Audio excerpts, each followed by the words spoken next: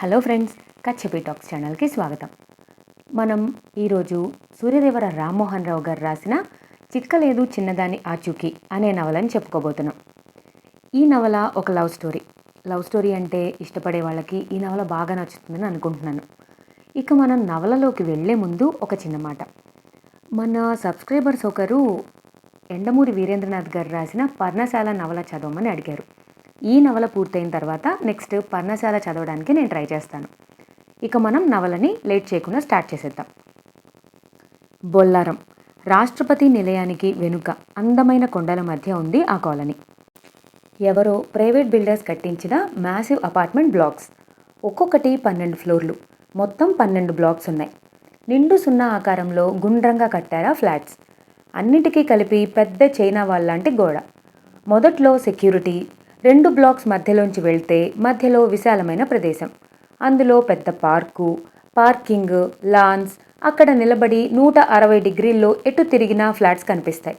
అంతెత్తు పెరిగిన అశోక వృక్షాలు. ఆ పక్కన వాలీబాల్ గ్రౌండ్.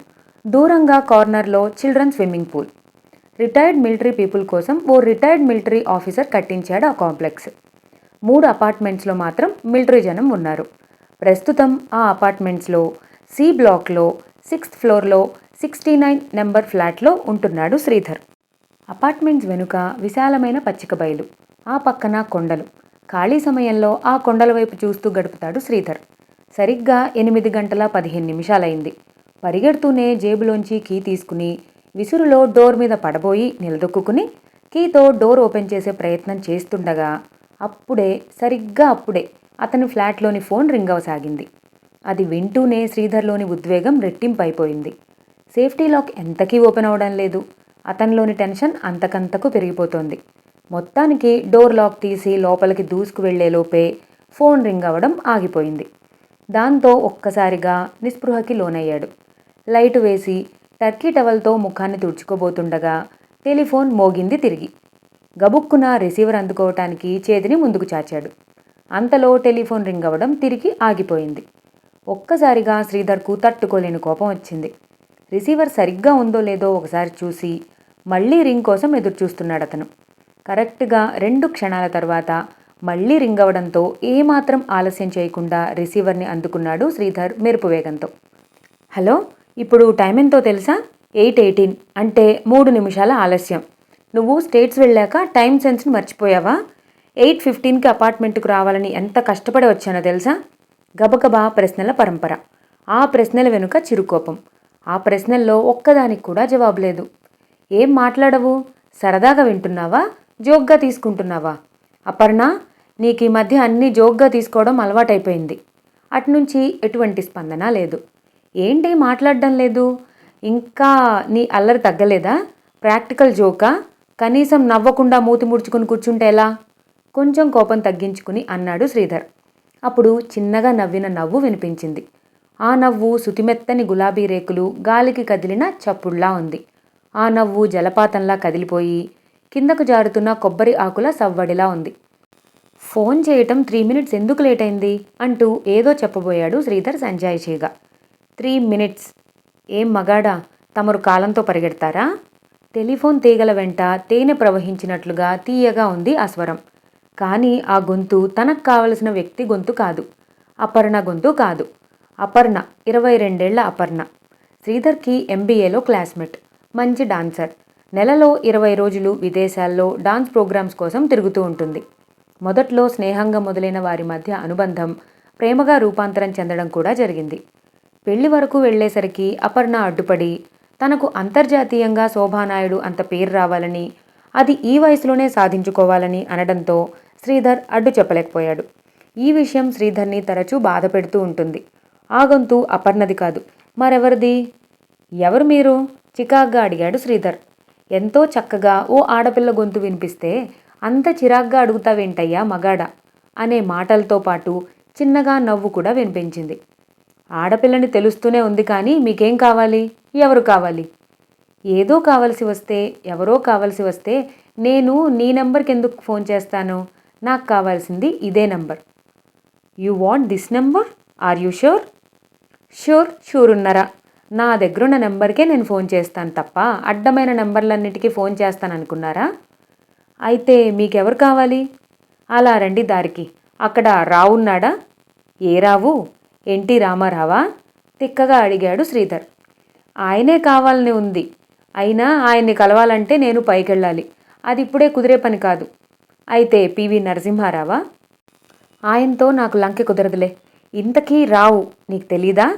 రావు నీకు తెలియకపోతే ఎలాగయ్యా బాబు? ఆ అమ్మాయి మాటలు, ఎక్స్ప్రెషన్స్ వింటుంటే ఏదో టీజ్ చేయడానికే ఫోన్ చేసిందా అనే అనుమానం వచ్చింది శ్రీధర్కి. ఏయ్ మగాడా, నేను టీజ్ చేస్తున్నానని అనుకుంటున్నావు కదూ? దాంతో కొంచెం ఆశ్చర్యానికి లోనయ్యాడు శ్రీధర్. ఈ అమ్మాయి ఎవరో కానీ కొంచెం షార్ప్ అండ్ బ్రిలియంట్ మనసులోనే అనుకున్నాడు శ్రీధర్. అయితే రావు తెలీదా నీకు? తెలీదు. రావు అనే వ్యక్తి ఎవరూ ఇక్కడ ఉండరు. తట్టుకోలేని అసహనంతో అన్నాడు శ్రీధర్. అంత కోపం ఎందుకయ్యా బాబు? సౌమ్యంగా చెప్పొచ్చుగా? మార్దవంగా అందామ. శ్రీధర్ చికాకుతో మాట్లాడలేదు. ఇంతకీ ఇది 366999 నెంబరేనా? అవును తల్లి, ఆ నెంబరే ఇది. అయితే రావు ఉండాలే. ఉండాలని నువ్వు అనుకుంటే సరిపోతుందా? నీకు ఆడపిల్లలతో స్నేహం చేయటం బాగా తెలిసినట్టుందే. నాకా? అదెలా కనిపెట్టావు? మొదట్లో మీరు అని సంబోధించి తర్వాత నువ్వులోకి దిగావేంటి? అందమైన ఆడపిల్లల్ని మచ్చిక చేసుకోవడంలో ఎక్స్పర్ట్ లాగున్నావే. ఆ అమ్మాయి సమయస్ఫూర్తికి శ్రీధర్ ఒక్క క్షణం విస్తుపోయాడు. అమ్మా మహాతల్లి, నాకంత సీను లేదు, సమయస్ఫూర్తి లేదు. నన్ను వదిలే. అక్కడికి నేనేదో నిన్ను పట్టుకున్నట్లు మాట్లాడతావేంటి? నీ మాటలు ఎవరైనా వింటే నాకు పిచ్చి ఉందనుకునే ప్రమాదం ఉంది. అయినా నన్ను తల్లి అంటావేంటి? పెద్దగా నవ్వుతూ అందామ. శ్రీధర్కి పిచ్చి పట్టినట్టయిపోయి టెన్షన్తో జుట్టంతా చెరిపేసుకున్నాడు. ఆ పైన చేతి వాచీ కేసి చూసుకున్నాడు. జుట్టు పీక్కునే పని చెయ్యకు. పెళ్లి కాకుండానే బట్టతలైపోతుంది. తిరిగి నీ తలపైన జుట్టు మొలిపించడానికి నా దగ్గర కేరళ ఆయుర్వేదం మందులేం లేవు. ఎడం చేత్తో ఫోన్ చెవి దగ్గర పెట్టుకుని కుడి చేత్తో తలంతా చిందరవందర చేసేసుకుంటున్న శ్రీధర్ మరోసారి ఉలిక్కిపడ్డాడు. ఎందుకయ్యా బాబు ఊరికే అలా మాటిమాటికి ఉలిక్కి పడుతుంటావు? ఇంతకీ అక్కడ రావు అనే వ్యక్తి లేడంటావు. రావు లేడు. గౌడ కూడా లేరా? గౌడ ఎవరు? శ్రీధర్ ప్రశ్నించాడు. మన దేశ ప్రధానమంత్రి అయ్యా బాబు. పోనీ ఆయన నెంబర్ ఇస్తాను, నన్ను వదిలేస్తావా? అపర్ణ ఫోన్ కోసం ఆతృతగా ఎదురుచూస్తుంటే మధ్యలో ఈ అపరిచిత్రాలి గోలేంటో అర్థం కావట్లేదు శ్రీధర్కి. అసలే అపర్ణకి ముక్కు మీద కోపం. తన కోసం ఫోన్ ట్రై చేసి విసుక్కుని కోపం తెచ్చుకుని వారం రోజులు ఫోనే చేయదు. అపర్ణ వారం రోజులు ఫోన్ చేయకపోతే తన మనసంతా వెలితిగా అయిపోతుంది. పోనీ ఈ ఫోన్ని డిస్కనెక్ట్ చేసేస్తే అని శ్రీధర్ ఆలోచిస్తున్నంతలో ఫోన్కు ఆ వైపు నుంచి అమ్మాయి కంఠం వినిపించింది. ఫోన్ చేసింది నేను. నువ్వు ఫోన్ పెట్టేసినంత మాత్రాన ఫోన్ డిస్కనెక్ట్ కాదు. ఈ మాత్రం కూడా టెలిఫోన్స్ గురించి జనరల్ నాలెడ్జ్ లేకపోతే ఎలాగా? నిన్ను బాగు చేయడం నా వల్ల కాదయ్యా బాబు.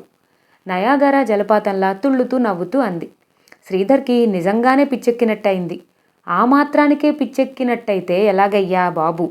నీ లవర్ అపర్ణ ఫోన్ కోసమే కదా ఎదురు చూస్తున్నావు. ఇంతకీ రావు గాని గౌడ గాని లేరంటావు. శ్రీధర్కి ఏం చేయాలో తోచక పిడికిలి బిగించి నుదురుకేసి కొట్టుకుంటున్నాడు. ఎందుకయ్యా అందమైన నుదురునలా కొట్టేసుకుంటున్నావు? ఆ టైంలో నిన్నెవరైనా చూస్తే నీకు పిచ్చి పట్టిందనుకుంటారు. శ్రీధర్కి షాక్ తిన్నంత పనైంది. ప్రత్యక్షంగా చూసినట్టే ఊహించి చెబుతున్న ఆ అమ్మాయిని ఎలా అర్థం చేసుకోవాలో శ్రీధర్కి ఏం తెలియడం లేదు. జుట్టు పీక్కోవటం, నుదురు కొట్టుకోవటం ఆపేసి బుద్ధిగా ఒద్దికగా కూర్చున్నాడు శ్రీధర్. తుళ్ళిపడవలసిన యవ్వనంలో అలా రాయిలా కూర్చోవడం నాకు మహాచెడ్డ చిరాకు. ఇంతకీ ఈ నెంబర్ 366999 కదా? అయితే రావుండాలే. నువ్వేదో దాస్తున్నావని నా అనుమానం. శ్రీధర్కి ఏడుపు వచ్చినంత పనైంది. మొగాళ్ళు ఏడిస్తే బాగోదోయ్. రావు నీ మొగుడా, నీ లవరా? విపరీతమైన అసహనానికి లోనవుతూ అడిగాడు శ్రీధర్. నాకు పెళ్ళవలేదు కాబట్టి మొగుడుండే అవకాశమే లేదు. నీతో సరదాగా మాట్లాడుతుంటే నువ్వేమో చిరాకు పడిపోతున్నావు. ఇంకెలా? నీకు జీవితాంతం రుణపడి ఉంటా, నన్ను వదిలి. అమ్మ దొంగ, నా దగ్గర అప్పు చేద్దామనా? నేనా అప్పా? నీ దగ్గర? ఇప్పుడే కదా జీవితాంతం రుణపడి ఉంటానన్నావు. బుద్ధి లేక ఏదో మాట వరస కన్నా అలాగన్నా నన్ను వదిలేస్తావని. నేను చూస్తే జాలేస్తుందోయ్. వదిలేస్తాలే. నేను వదిలేస్తేనే కదా నీ లవర్ అపర్ణతో నువ్వు మాట్లాడుకునేది. కానీ నా కోటిస్తే నిన్ను వదిలేస్తా. త్వరగా చెప్పేంటో. నాకు 12155 కావాలి. వాట్? 12155? అదేంటి? ఫోన్ నంబరా, గ్యాస్ కనెక్షనా, కార్ నెంబరా, ఇంటి నెంబరా? విస్మయంగా అడిగాడు శ్రీధర్. అవేవి కావు. ఒక వయసులో ఉన్న అమ్మాయి ఒక వయసులో ఉన్న అబ్బాయిని అడిగేది 12155. ఆలోచించు అదేమిటో. ఆమె గొంతు హస్కీగా ఉంది, మత్తుగా ఉంది. అప్పటి వరకు ఎంతో అసహనానికి గురై చిరాకు పడిపోయిన శ్రీధర్ ఆమె విసిరిన పజిల్ అర్థం కాక అసంకల్పితంగానే ఆలోచించటం మొదలుపెట్టాడు. నిమిషం, 2 నిమిషాలు, 3, 4 నిమిషాలు ఆలోచిస్తున్నాడు. తీవ్రంగా ఆలోచిస్తున్నాడు. మదన పడిపోయి మరీ ఆలోచిస్తున్నాడు. ఇప్పుడు అతనికి అపర్ణ కానీ ఆమె నుండి వచ్చే ఫోన్ కాల్ కానీ గుర్తుకు రాలేదు. అదే పనిగా ఆమె అడిగిన 12-155 గురించే ప్రపంచ ఆర్థిక సమస్య అంత తీవ్రంగా ఆలోచిస్తున్నాడు. పోనీ ఒక పని చేద్దాం, నీకు కొంత టైం ఇస్తా, ఈలోగా ఆలోచించు. ఇది చెప్పలేకపోతే నువ్వు ప్రేమించడానికి పనికిరావు అని ఆమె అంటుండగానే ఫోన్ డిస్కనెక్ట్ అయిపోయింది. కళ్ళెదురుగా మనోహర దృశ్యం అకస్మాత్తుగా మాయమైపోతే ఎలా ఉంటుందో అలా ఉంది ఇప్పుడు శ్రీధర్ మానసిక పరిస్థితి. తను ఫోన్ను క్రెడిల్ చేసి ఆమె చెప్పిన పజిల్ గురించి ఆలోచిస్తూ అన్నీ మర్చిపోయాడు. ఇంతకీ ఒక వయసులో ఉన్న అమ్మాయి వయసులో ఉన్న అబ్బాయిని ఏమడుగుతుంది? అడగాల్సినవి ఏవేవో వదిలేసి అంకెల్ని అడగడంలో అర్థమేమిటి? అతను డ్రెస్ మార్చుకోవటం కూడా మర్చిపోయి ఆమె ఆలోచనల్లో కూరుకుపోయాడు. అలా ఆ ఆలోచనల్లో ఆ అపరిచితురాలు విసిరిన పజిల్ గురించి ఎంతసేపు ఆలోచించాడో అతనికే తెలియలేదు. అవును, ఇదేమిటి ఇలా జరిగింది? అపర్ణ ఏమైపోయింది? అపర్ణ ఫోన్ కాల్ ఏమైపోయింది? ఫోన్ చేసి చేసి తన ఫోన్ ఎంగేజ్లో ఉండడంతో విసుగేసి కోపగించుకుని ఫోన్ చేయడం మానేసిందా? అదే జరుగుంటుంది. ఇంకోసారి ఇలా జరగకుండా చూసుకోవాలి అని స్థిరంగా మనసులో అనుకుని కుర్చీలోంచి లేచి డ్రెస్ చేంజ్ చేసుకోసాగాడు. ఆ పని చేస్తూ తిరిగి ఆలోచనల్లోకి వెళ్ళిపోయాడు. కోపం నిదానంగా వచ్చేవాడు, బలవంతుడి కన్నా బలిష్ఠుడు. తన ఆత్మను తాను పాలించుకునేవాడు, ఒక రాజ్యాన్ని జయించిన వాడికన్నా గొప్పవాడు. ఎవరి మాటలు తరచూ తనతో అనేవారు? ఇంకెవరు, తన తాతగారే. తాను ప్రేమగా పిలుచుకునే డాడీ తాత. చిన్నగా నవ్వుకున్నాడు ముసలాయన. కుడి జేబులో చేయి పెట్టి ఓ చిన్న వస్తువును బయటకు తీశాడు. ఆ వస్తువుని అంతకు ముందెప్పుడు చూసుండకపోవడం అదేమిటో శ్రీధర్కి వెంటనే అర్థం కాలేదు. ఆ తర్వాతే తెలిసింది ఆ వస్తువు ట్రైన్ టికెట్ అని. ఎప్పుడూ సొంత ఫ్లైట్లో తప్ప తిరగని తాతయ్య చేతిలో ట్రైన్ టికెట్. ఆశ్చర్యంగా చూశాడు శ్రీధర్ తాతగారి కేసి. This is ordinary sleeper coach ticket. నీకోసమే తెప్పించాను. మధ్యాహ్నం 2 గంటలకు ట్రైన్. అది బొంబాయి నుంచి హైదరాబాద్ వెళ్తుంది. ఆ ట్రైన్లో నువ్వు హైదరాబాద్ వెళ్తావు. భౌతికంగా ఆయన వృద్ధుడైనా ఆయన కంఠంలోని గంభీరమైన బేస్ వాయిస్లో కానీ ఏమాత్రం మార్పు లేదు. తన చిన్నప్పటి నుంచి ఆయన కంఠం అలాగే ఉంది. ఎవరినో శాసించటానికే ఈ భూమి మీద ఉన్నట్లుగా ఉంటాడాయన. కేవలం శాసించటానికే కాదు, అనుకున్నది అంచనా వేసుకున్న టైంలోనే సాధించుకొందే నిద్రపోని మొండివాడు. నేను హైదరాబాద్ వెళ్ళాలా? ఎందుకు? అందులోనూ డర్టీ ఇండియన్ రైల్వేలో, అందున 2nd క్లాస్ కంపార్ట్మెంట్లో. విభ్రాంతిగా తన తాతగారి కేసి చూస్తూ అడిగాడు శ్రీధర్. ఎస్, చిన్న సూట్ కేసుతో 2 జతల దుస్తులతో నువ్వు 2nd క్లాస్ కంపార్ట్మెంట్లో మేనేజ్మెంట్ గ్రాడ్యుయేషన్ పూర్తి చేసిన ఒక మామూలు నిరుద్యోగిలా హైదరాబాద్ రైల్వే స్టేషన్లో అడుగు పెడతావు. అక్కడ నాకు ఫ్రెండ్ ఉన్నాడు. ఆ ఫ్రెండ్ ఫోన్ నెంబరు, అడ్రస్సు ఇస్తాను. వెళ్ళి కలుసుకో. అది ఈ తాతకి మనవడిగా కాదు, ఈ తాతకి తెలిసిన ఒక సాధారణ వ్యక్తి కొడుగ్గా చెప్పి ఆయన నడవడం ప్రారంభించాడు తిరిగి. ఆయనేం చెప్పాడో ఏమీ అర్థం కాలేదు శ్రీధర్కి. ఇంత హఠాత్తుగా ఈ నిర్ణయం ఏమిటి? కొన్ని వేల జతలుండే వార్డ్రోబ్ని వదిలేసి కేవలం 2 జతలతో హైదరాబాద్ ఎందుకు వెళ్ళాలి? తాతయ్య తన విషయంలో ఇలాంటి నిర్ణయం ఎందుకు తీసుకున్నాడు? దీని వెనక ఏదో అర్థం, పరమార్థం లేనిదే ఇలా చెయ్యడు. అదేమిటి? ఎందుకు డాడీ ఇదంతా? తన స్వభావానికి విరుద్ధంగా మొదటిసారి తాను తండ్రిగా చూసుకునే తన తాతగారిని అడిగాడు. శ్రీధర్ చిన్నప్పటి నుంచి తన తల్లిదండ్రుల దగ్గర పెరగలేదు. తాతయ్య గుండెల మీద ఆడాడు, ఒడిలో పెరిగాడు. అందుకే శ్రీధర్ ఎప్పుడూ తన తాతగారిని డాడీ అనే సంబోధిస్తాడు. అప్పుడప్పుడు సరదాగా తాత డాడీ అని కూడా పిలుస్తుంటాడు. శ్రీధర్ అంటే ఆయనకు ప్రాణం. ఇప్పుడు నీకు చెప్పడం వల్ల ఉపయోగం లేదు. నువ్వు హైదరాబాద్లో 6 నెలలు మాత్రమే ఉంటావు. అంటే సరిగ్గా 180 రోజులు. ఈ 6 నెలల్లో ఉదయించే అనేక ప్రశ్నలకు జవాబు ఆటోమేటిక్గా నీకే తెలిసిపోతాయి. దట్స్ ఆల్ అన్నాడాయన ఆ రోజు. తాతయ్య చెప్పినట్లుగా శ్రీధర్ ఆ రోజే ట్రైన్ ఎక్కాడు. ఇది జరిగి సరిగ్గా 20 రోజులైంది. ఏవో 2 బ్రెడ్ ముక్కలు తిని ఆ రాత్రికి భోజనం అయిందనిపించి బెడ్ మీదకు చేరుకున్నాడు. తిరిగి అవే ఆలోచనలు. అపర్ణ డాన్స్ ప్రోగ్రామ్స్ ఇవ్వడం ఎప్పుడైపోతుంది? ఎప్పుడు పెళ్లికి అంగీకరిస్తుంది? అసహనంగా అటూ ఇటూ కదిలి ఫ్యాన్ ఫుల్ స్పీడ్లో పెట్టి చలి పెరిగినట్టు అనిపించగా ముసుగు పెట్టేసి బలవంతంగా తనను తాను నిద్రలోకి జార్చుకున్నాడు. సరిగ్గా అర్ధరాత్రి 12 గంటలకు అసంకల్పితంగానే మెలకు వచ్చింది శ్రీధర్కి. తిరిగి అపర్ణ గురించి, అపరిచితురాలి గురించి ఆలోచించసాగాడు. అపర్ణ పెళ్లికి ఎందుకు ఒప్పుకోవడం లేదు? తనకేం తక్కువ? చీకటి సముద్రం లాంటి స్త్రీని ఏ వెలుగుతో చూడాలి? ఏ కిరణాల్ని కళ్లకు ఆసరా చేసుకోవాలి? మగాడికి స్త్రీ ప్రేమగల శత్రువు. నిజంగానే దయగల శత్రువు. ఆలోచిస్తున్నాడు శ్రీధర్. అతని మెదడంతా గజిబిజిగా ఉంది. అతను అపర్ణ ఫోన్ కాల్ కోసం వస్తే రాంగ్ నెంబర్ ఫోన్ కాల్ రావడం, అందులో పేరు తెలియని అమ్మాయి టీజింగ్గా మాట్లాడడం అంతా ఆశ్చర్యంగా ఉంది. సర్ప్రైజింగ్గా కూడా ఉంది. పైగా ఫోన్ చేసిన నెంబర్ తనదే. తనకు ఆ నెంబర్ కావాలని కూడా అంది. నిజంగా ఆమెకి రావనే వ్యక్తి కావాలా? 12155 అంటే ఏమిటి? అతని బుర్ర నిండా 12155 నిండిపోయింది. నిద్ర పూర్తిగా ఎగిరిపోయింది. టక్కున మంచం మించి లేచి టేబుల్ మీదున్న పెన్ ప్యాడ్ తీసుకుని డ్రాయింగ్ హాల్లోకి వచ్చి గ్లాస్ విండోస్కి ఉన్న కర్టెన్ తొలగించాడు. తిరిగొచ్చి సోఫాలో కూర్చుని రైటింగ్ ప్యాడ్, బాల్ పెన్ను తీసుకుని 12155 సాల్వ్ చేయడానికి ప్రయత్నించసాగాడు. 20 నిమిషాలు గడిచాయి. చికాగ్గా writing pad, ball pen teapoy మీద పడేసి ఏదో పనున్న వాళ్ళ డ్రాయింగ్ రూమ్లో పచార్లు చేయడం ప్రారంభించాడు. ఇంతవరకు శ్రీధర్ కాన్సన్ట్రేషన్ అంతా అపర్ణ మీద ఉండేది. అపర్ణ కాలిఫోర్నియా ఆల్బన్ యూనివర్సిటీలో తాను ఎంబీఏ చేరిన రెండో రోజే అపర్ణ తనకు అక్కడ పరిచయమైంది. ఆమె కూడా అదే యూనివర్సిటీలో ఎంబీఏ చేయటానికి తనలాగే ఇండియా నుండి వచ్చింది. ఇద్దరి మధ్య తొలి అనుసంధానం తెలుగు భాష, తెలుగువారు కావడం. అపర్ణ ఇండియాలో పోస్ట్ గ్రాడ్యుయేషన్ చేసి అమెరికాలో ఎంబీఏ చేసేందుకు వచ్చేటప్పటికే ఆమె మంచి డాన్సర్ అన్న విషయం తమ పరిచయం స్నేహంగా మారిన తరువాత తెలిసింది. శ్రీధర్కు ఆమంటే బాగా ఇష్టం, ఎంతో ప్రేమ కూడా. సంవత్సరం గడిచాక సెలవులకి ఇండియా వచ్చినప్పుడు ఏదో ప్రాజెక్ట్ సైట్ చూసి రమ్మని తన తాతగారు పంపిస్తే వైజాగ్ వెళ్ళాడు. ఆంధ్ర యూనివర్సిటీ రోడ్డు మించి వస్తున్నప్పుడు అసెంబ్లీ హాల్ దగ్గర గోడ మీద అంటించిన వాల్ పోస్టర్ మీద అపర్ణ నృత్య భంగిమ ఫోటో కనిపించడంతో ఆటో దిగి చూశాడు. Breath taking beauty. 1 ఇయర్గా తాను అమెరికాలో ప్రత్యక్షంగా చూసినప్పటికంటే పోస్టర్లో ఆమె మరింత అందంగా కనిపించింది. ఈరోజు సాయంత్రమే అపర్ణ డాన్స్ ప్రోగ్రాం. వెంటనే ఆమెను ఎలాగైనా కలుసుకోవాలనుకున్నాడు. సాయంత్రం డాన్స్ ప్రోగ్రాం కాబట్టి మార్నింగ్ వచ్చి ఉంటుంది. ప్రస్తుతం ఎక్కడుంటుంది? తానెప్పుడు వైజాగ్ వచ్చింది స్టేట్స్ నుంచి? ఆమె కోసం అన్వేషణ మొదలుపెట్టాడు. యూనివర్సిటీ గెస్ట్ హౌస్లన్నీ వెతికాడు. ఎక్కడా అపర్ణ కనిపించలేదు. దగ్గరున్న స్టార్ హోటల్స్లో ఎంక్వైరీ చేశాడు. అపర్ణ ఆచూకీ చిక్కలేదు. సాయంత్రం వరకు బీచ్ ఒడ్డున అసహనంగా గడిపాడు. ఇప్పటి వరకు తనకి చెప్పకుండా అపర్ణ డాన్స్ ప్రోగ్రాం ఇవ్వలేదు. ఎంత బిజీగా ఉన్నా కనీసం ఫోన్ చేసైనా చెప్పేది. ఈసారి ఎందుకు చెప్పలేదు? 10 రోజుల క్రితం ఇండియా వస్తూ ఆమెకి విషయం చెప్పి 3 గంటల పాటు తనతోనే గడిపాడు. ఎయిర్పోర్టుకు కూడా వచ్చి సెండ్ ఆఫ్ ఇచ్చింది తనకు. అపర్ణది మొదటి నుంచి చాలా గమ్మత్తైన వ్యక్తిత్వం.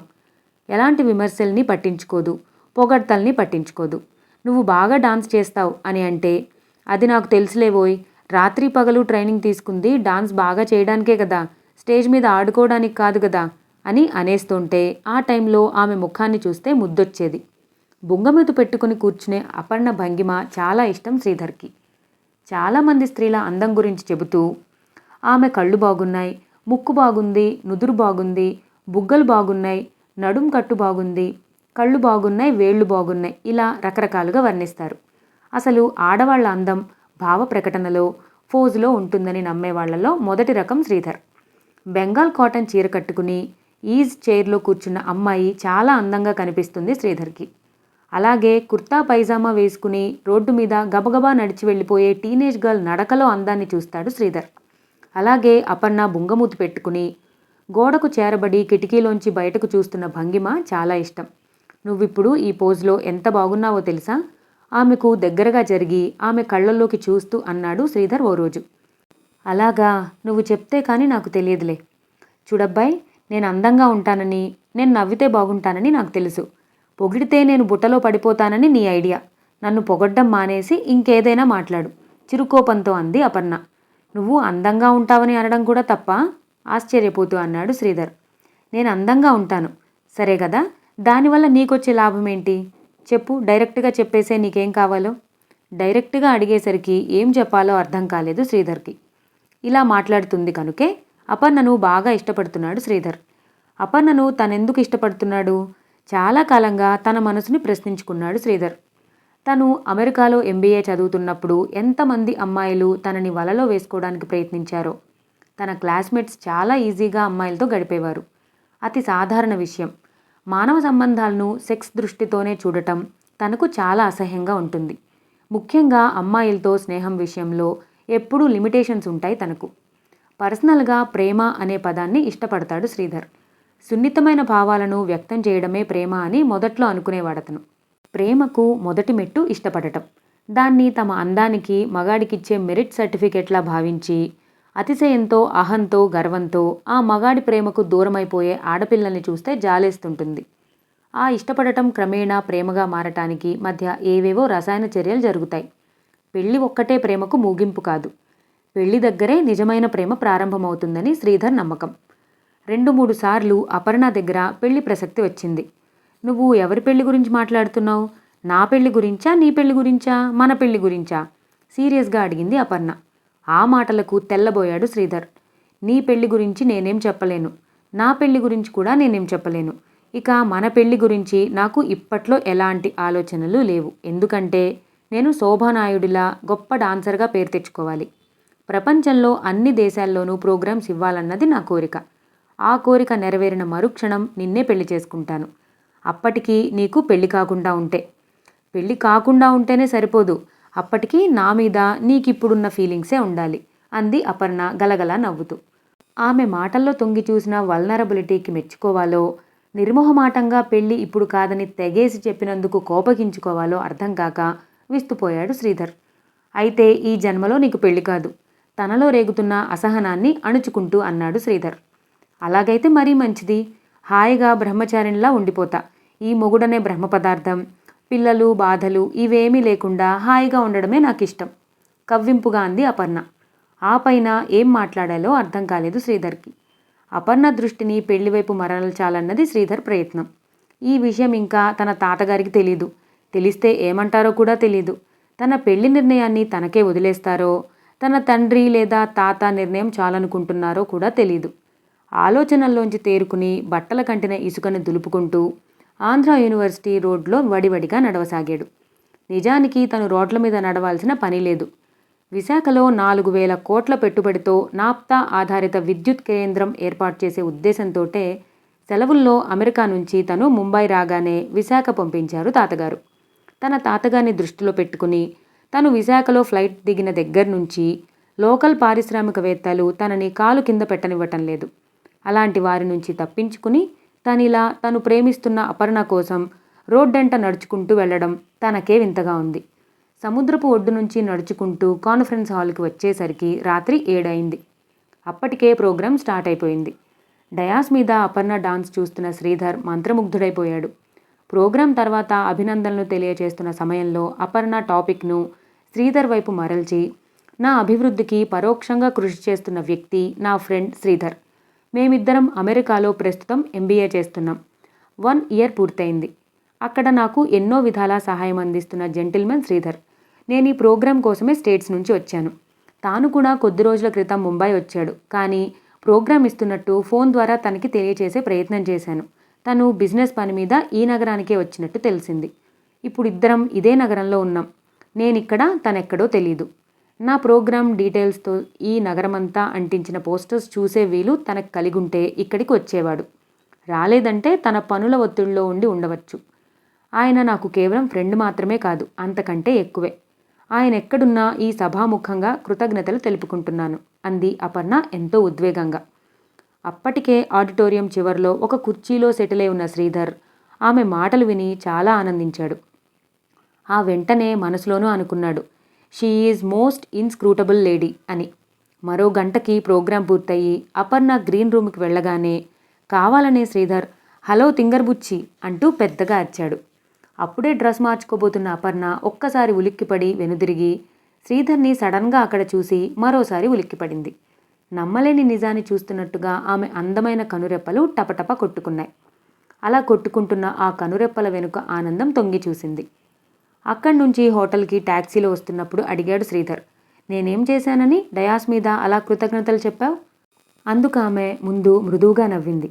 అందంగా, నిశ్శబ్దంగా, తర్వాత తీరిగ్గా నవ్వుదువు గాని ముందు నా ప్రశ్నకి సమాధానం చెప్పు అన్నాడు శ్రీధర్ తిరిగి. అపర్ణ కళ్ళు పెద్దవి చేసుకుని, ఇంకా చాలా చెప్పాలనుకున్నాను, చెప్పలేదు. ఆ విషయాల్లో ముఖ్యమైన విషయం ఏమిటో తెలుసా? నేను ప్రపంచంలో ప్రేమించే ముఖ్య వ్యక్తుల్లో నువ్వు మొదటివాడివి. ప్రేమ అనే పదం అపర్ణ నోటి నుంచి రావడం అదే మొదటిసారి. మనసులోనే ఆనందించాడు శ్రీధర్. ప్రేమంటే నువ్వనుకునే లవ్ కాదు. నా దృష్టిలో ప్రేమకు నేను చెప్పే అర్థం వేరు. ఖండితంగా అంది అపర్ణ. మళ్ళీ గాలి తీసేసినట్టయింది శ్రీధర్కి. అసలు తనను ఎలా ఊహిస్తుంది? కేవలం స్నేహితుల్లాగానేనేమో. అంటే నేను నీకు కేవలం ఫ్రెండ్నేనా? చిరాగ్గా అడిగేశాడు శ్రీధర్. ఇప్పుడే చెప్పలేను. నాకు కొంచెం టైం కావాలి. నా ప్రపంచ నాట్యయాత్ర పూర్తి కావాలి, స్థిరంగా చెప్పింది అపర్ణ. సస్పెన్స్లో ఉంచడం ఆమెకు బాగా ఇష్టమల్లే ఉంది.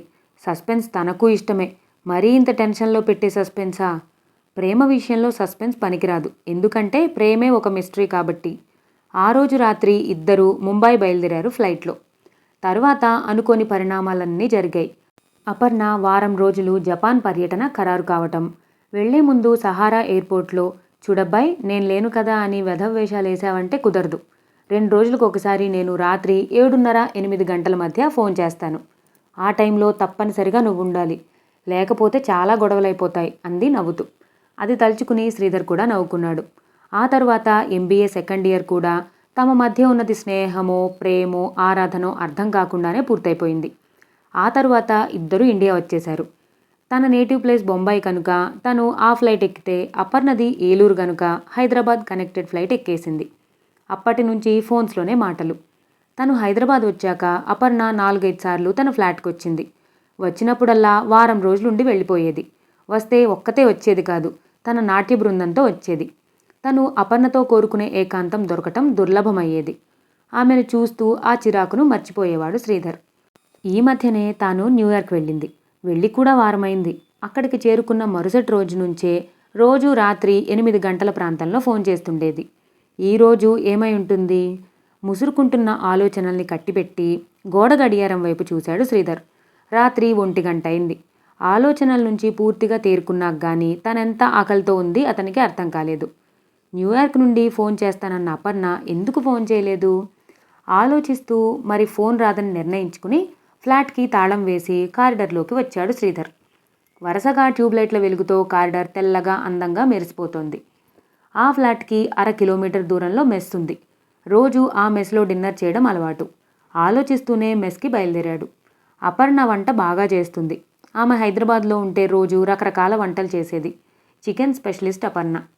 మూసేసి ఉన్న మెస్ని చూసి నిరాశగా 4-5 వీధులు తిరిగి ఎక్కడా ఏ హోటల్ తెరిచి ఉండకపోవడంతో ఆకలికి తోడు నీరసంగా ఫ్లాట్కి తిరిగొచ్చేసరికి రాత్రి 2 అయింది. అపార్ట్మెంట్స్ చీకటి నిశ్శబ్దంలో మునిగిపోయి ఉన్నాయి. లాన్లోంచి గ్రౌండ్ ఫ్లోర్లోకి వచ్చి లిఫ్ట్ వైపు నడుస్తుండగా సరిగ్గా లిఫ్ట్ అప్పుడే పైకి వెళ్ళింది. ఆ టైంలో లిఫ్ట్ పనిచేయటం ఏమిటో అర్థం కాక మెట్ల మించి నడుద్దాం అనుకుని మెట్లెక్కి సెకండ్ ఫ్లోర్లోకి వచ్చాడు. మెట్ల దగ్గర మలుపు తిరుగుతుండగా పాయిజన్ సెంట్ పరిమళం ఒక్కసారి అతని ముక్కుపుటాలకు మత్తుగా తగిలింది. గబుక్కున తల తిప్పి చూశాడతను. చిన్న గోడ పక్కన అజంతా సుందరిలా నిలబడిన అపరంజి బొమ్మ జయారెడ్డి. ఆ వేళ, ఆ అపరాత్రి వేళ ఆమె అక్కడ. 30 ఏళ్ల జయారెడ్డి మరీ పొడవు కాదు, పొట్టి కాదు. విశాలమైన కళ్ళు, ఎప్పుడూ కబుర్లు చెబుతున్నట్టుగా ఉంటాయి. సన్నగా పొడవుగా పెదవులు, కోలముఖం, బాబ్డ్ హెయిర్, ఉల్లిపొరలాంటి చీరలో, చేతిలో బొచ్చుకుక్కతో నిలబడి ఉంది. హలో, ఇదేనా రావడం? విష్ చేసింది జయారెడ్డి. మత్తుతో కూడిన గమ్మత్తైన గొంతు ఆమెది. ఇంకా పెళ్లి కాలేదామెకు. చేసుకోలేదని కొందరంటారు. ఎవరో మిలిటరీ వ్యక్తిని ప్రేమించి పెళ్లి చేసుకుని ఆ తర్వాత అతని పద్ధతులు నచ్చక వదిలేసిందని మరికొందరంటారు. అదెంతవరకు నిజమో తెలీదు. కానీ జయారెడ్డికి చాలా పెద్ద ఫ్రెండ్ సర్కిల్ ఉంది. ఆమె కాలక్షేపం కోసం అదే అపార్ట్మెంట్స్ గ్రౌండ్ ఫ్లోర్లో ఓ బ్యూటీ పార్లర్ కూడా నిర్వహిస్తుంది. ఆ బ్యూటీ పార్లర్లో మెన్స్ సెక్షన్ కూడా ఉంది. మెన్స్ బ్యూటీ కోసం పార్లర్ పెట్టడంతో జయారెడ్డికి బాగా పేరొచ్చింది. ఆమె ఎప్పుడూ డిగ్నిఫైడ్గానే కనిపిస్తుంది. 1-2 సార్లు అపర్ణతో పాటు ఆ బ్యూటీ పార్లర్కి వెళ్ళాడు శ్రీధర్.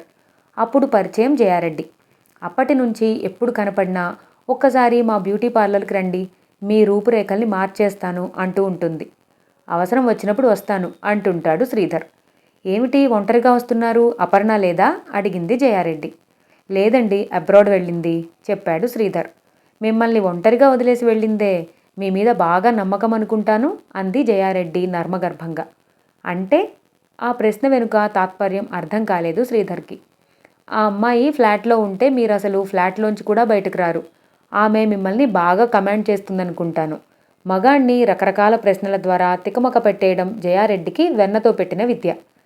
అపర్ణ కమాండ్ చెయ్యదు, నెమ్మదిగా అన్నాడు జేబులోంచి సిగరెట్ ప్యాకెట్ తీసి సిగరెట్ వెలిగిస్తూ. పోనీ డిమాండ్ చేస్తుందా? వెంటనే అందామె నవ్వుతూ. ఆ ప్రశ్నకు జవాబు చెప్పలేదు శ్రీధర్. పెళ్లి కాకుండా ఒక అందమైన ఆడపిల్ల ఒక అందమైన మగాడితో అపార్ట్మెంట్లో ఉండటం కొత్త కల్చర్ అనుకుంటాను. ముందుకు వస్తూ అంది జయారెడ్డి. శ్రీధర్ అంటే ఆమెకు చాలా ఇష్టం. 1-2 సార్లు దూరంగా నుంచుని జయారెడ్డి శ్రీధర్తో మాట్లాడుతున్న పద్ధతిని కనిపెట్టిన అపర్ణ, ఏం మాట్లాడుతుందది? చిరాగ్గా అడిగింది. మామూలేగా, చిన్న స్క్రూలూస్ తప్ప మిగతాదంతా మామూలే. ఏ వ్యక్తిని తొందరపాటుతో చెడుగా కామెంట్ చేయటం శ్రీధర్ పద్ధతి కాదు. స్క్రూలూజ్ లేదు, గాడిద గుడ్డు లేదు, మెన్ ఈటర్. ఆవిడకి మగాళ్ళు కావాలి. ఎర్రగా బుర్రగా ఉంటావు కదా, అందుకే నీ వెంట పడుతుంది. ఎప్పుడైనా ఆమె మాటల్లో పడిపోయావంటే అంతే, నాతో ఫ్రెండ్షిప్ కట్. ఒకసారి కోపంగా అంది అపర్ణ. ఆవిడతో నాకేం పని? నేను మాట్లాడానా ఏంటి? ఆవిడే నాతో మాట్లాడుతుంది అమాయకంగా అన్నాడతను. బీ కేర్ఫుల్, అలాంటి వాళ్లతో తిరిగావో ఏ మర్డర్ కేసులోనో ఇరుక్కుపోతావు, జాగ్రత్త అందామె. ఆ మాటకు పెద్దగా నవ్వేశాడు శ్రీధర్. మర్డర్ కేసులో నేను ఇరుక్కోవడం ఏమిటి? ఆవిడ మర్డరర్ అనుకున్నావా? ఊహించడానికైనా ఓ హద్దుండాలి, పెద్దగా నవ్వుతూ అన్నాడు శ్రీధర్. ఏమో, ఆవిడ్ని చూస్తుంటే రహస్యపు మర్డర్లు కూనీలే గుర్తుకొస్తాయి అంటూ విసవిస లోపలికి వెళ్ళిపోయింది అపర్ణ ఓ రోజు. గుడ్ నైట్, వస్తా. గతం నుంచి తేరుకుంటూ గబగబా ముందుకు నడిచాడు శ్రీధర్. ఆగవయ్యా శ్రీధర్, ఎందుకంత తొందర?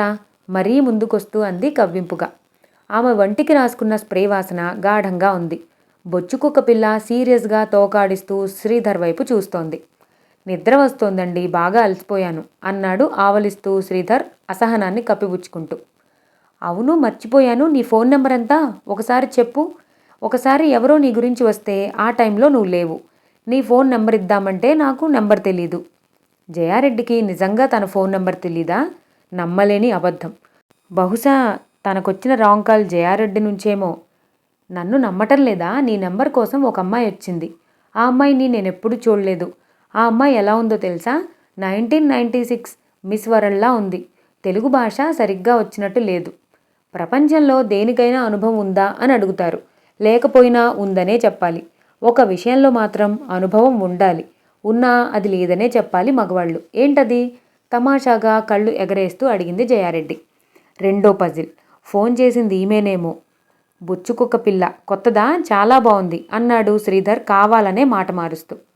ఎంత మృదువుగా ఉందో చూడు అంటూ కుక్క పిల్లను శ్రీధర్ చేతిలో పెట్టింది. ఒక పక్క ఆకలి, మరో పక్క అపర్ణ ఫోన్ రాకపోవడం, ఇంకో పక్క 12155 అంటే ఏమిటంటూ పజిల్ విసిరిన అపరిచితురాలు. ఒక విషయంలో అనుభవం ఉండాలి మగాళ్ళకి, ఉన్నా అది లేదనే చెప్పాలి అంటూ మరో పజిల్. చిరాకెత్తిపోయింది శ్రీధర్కి. ఆ చిరాకులో కుక్క పిల్లని వదిలేశాడు. అది చూసి జయారెడ్డి దానికోసం పరుగు.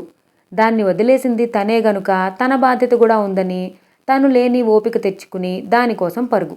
ఎలాగైనా దాన్ని పట్టుకోవాలని జయారెడ్డి ముందుకెళ్తుండగా అదే ప్రయత్నంలో ఉన్న శ్రీధర్ వెనక నుంచి రావడంతో ఇద్దరూ ఢీకొన్నారు. గబుక్కున తల తిప్పి చూసింది జయారెడ్డి. సారీ అంటూ ఇంకో క్షణం అక్కడుండలేక వేగంగా మెట్లకేసి నడిచాడు. వెళుతున్న శ్రీధర్ని నిట్టూరుస్తూ చూసింది జయారెడ్డి. వాళ్ళిద్దరికీ ఆ సమయంలో తెలియని విషయం ఒకటుంది.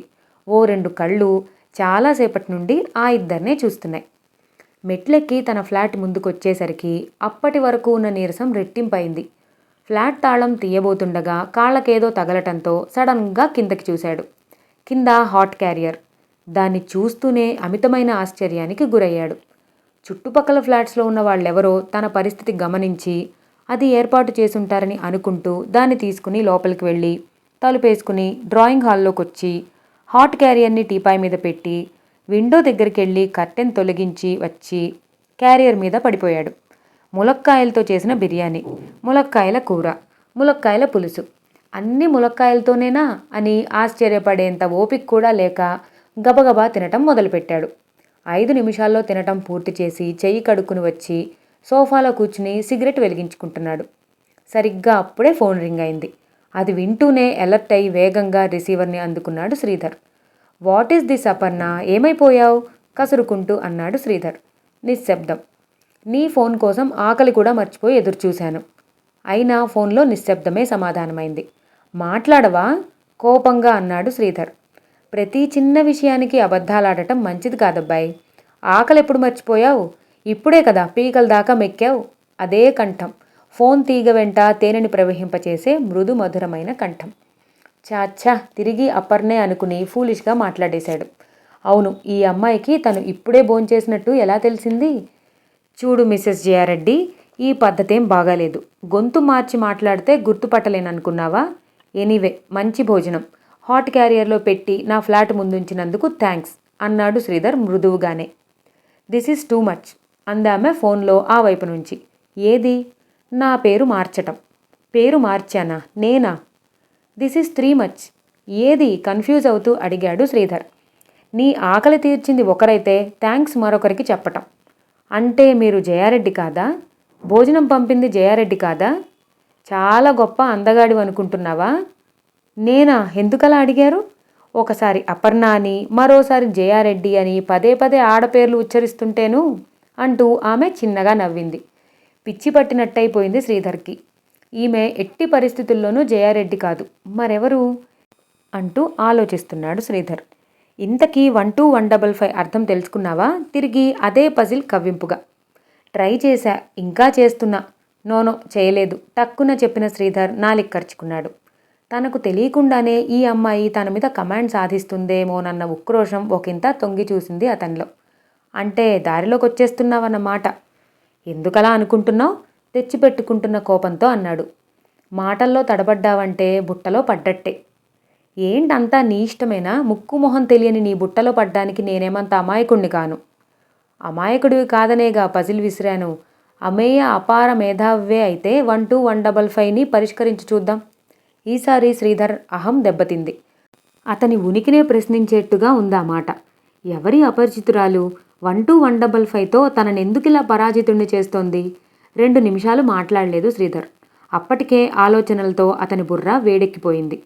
దాహం అనిపించి పక్కనే ఉన్న వాటర్ బాటిల్ అందుకుని గటగటా తాగేశాడు. నీళ్లు తాగావా? పాపం జీవుడికి గుండె హీటెక్కినట్టుంది అందామా కిలకిలా నవ్వుతూ. ముందొక్క క్షణం షాక్ తిన్నాడు శ్రీధర్.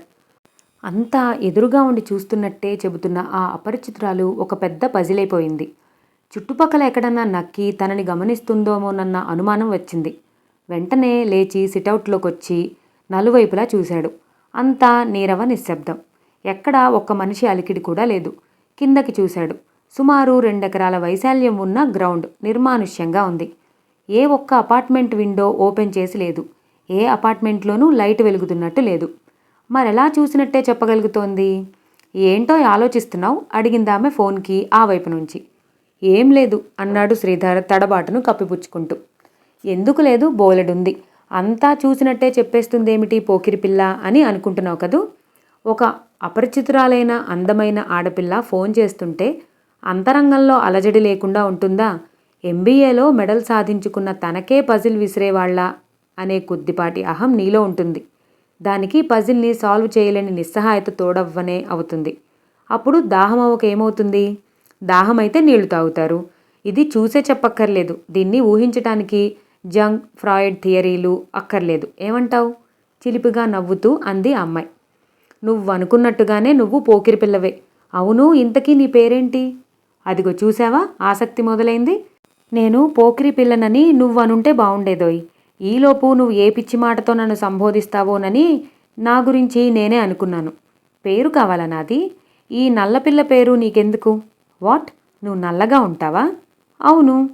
ఆడవాళ్ళెవరైనా అందంగా కనిపించేందుకు ప్రయత్నిస్తారు, అలాగే చెప్పుకుంటారు. నువ్వేమిటి నల్లగా ఉంటానని అనేశావు? నలుపులో సైతం అందాన్ని వీక్షించగల మగాడే నిజమైన రసహృదయుడు నా దృష్టిలో. మొత్తానికి ఈ పిల్ల అందమైన నల్లపిల్ల. ఒక క్లూ దొరికిందనుకున్నాడు శ్రీధర్. పేరు చెప్పడానికి భయమా? అడిగాడు శ్రీధర్ కవ్విస్తున్నట్టుగా. భయమా? నిన్ను చూశా. నీ మొహం. నాకు భయమేమిటి? నవ్వుతూనే అంది. నీ మొహం అని ఆ అమ్మాయి అనడంతో శ్రీధర్కి కోపం వచ్చింది. ఇకపై ఆమె మాటల్ని వినిపించుకోదలుచుకోక చెప్పాడు కోపంగా. ఇదిగో, నువ్వే నా దగ్గరుంటే నిన్నేం చేస్తానో నిగ్రహించుకుని ఆగిపోయాడు శ్రీధర్ కాసేపు. ఏం చేస్తావు? ఏం చేయలేవు. నువ్వేదైనా చేస్తే చూడాలని నాకు ఉంది.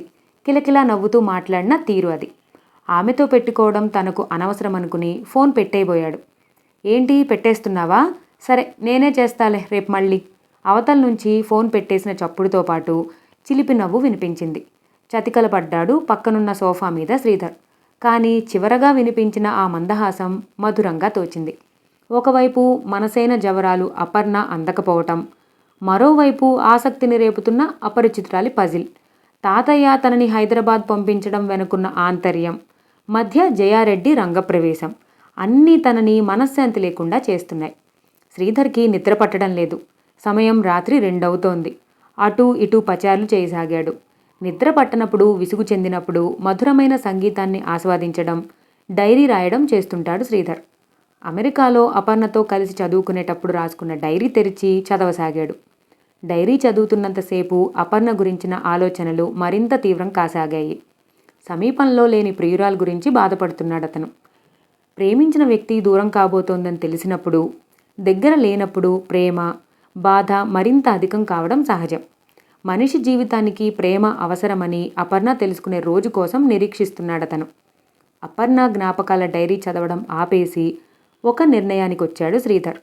రేపు రాబోయే అపర్ణ ఫోన్ కాల్కై ఎదురుచూస్తూ తన ప్రేమ గురించి గట్టిగా ప్రస్తావించాలని నిర్ణయించుకున్నాడు. టేప్ రికార్డర్ ఆన్ చేసి మృదు మధురమైన సంగీతాన్ని వింటూ నిద్రలోకి జారుకున్నాడు ఆ రాత్రికి. సమయం ఉదయం 8 గంటలు. చక్కగా ఫ్రెష్ అయిపోయాడు శ్రీధర్. బ్రేక్ఫాస్ట్గా 2 అరటిపళ్ళు తిని గ్లాసుడు పాలు తాగి డోర్ లాక్ చేసి బయటకొచ్చాడు. లిఫ్ట్లో గ్రౌండ్ ఫ్లోర్కి వచ్చాడు. కొంచెం దూరం నడిచి రోడ్డు మీదకెళ్ళి ఆటో ఎక్కి సికింద్రాబాద్ పద అన్నాడు. మరో అరగంటలో సికింద్రాబాద్లోని Gunrock Enclave East West Industries Private Limited corporate office ముందాగింది ఆ ఆటో. మీటర్ చూసి ఆటో వాడికి డబ్బులిచ్చి ఆఫీస్ వైపు నడిచాడు శ్రీధర్. జంట నగరాల్లోని అతిపెద్ద పారిశ్రామిక సంస్థలలో ఈస్ట్ వెస్ట్ ఒకటి. సుమారు 2,000 మందికి పైగా సిబ్బందిని కలిగి ఉన్న సంస్థ అది. దేశవ్యాప్తంగా దానికి అనేక బ్రాంచీలున్నాయి. అందులో శ్రీధర్ ఒక ఎగ్జిక్యూటివ్. ఫ్రంట్ డోర్ తీసుకుని లోపలికి నడిచి ఎండీ ఛాంబర్లోకి వెళ్ళి 5 నిమిషాల తర్వాత ఒక ఫైల్తో వచ్చి తన సీట్లో కూర్చున్నాడు. ఫైల్ తెరిచి డాక్యుమెంట్స్ పరిశీలించడంలో మునిగిపోయాడు.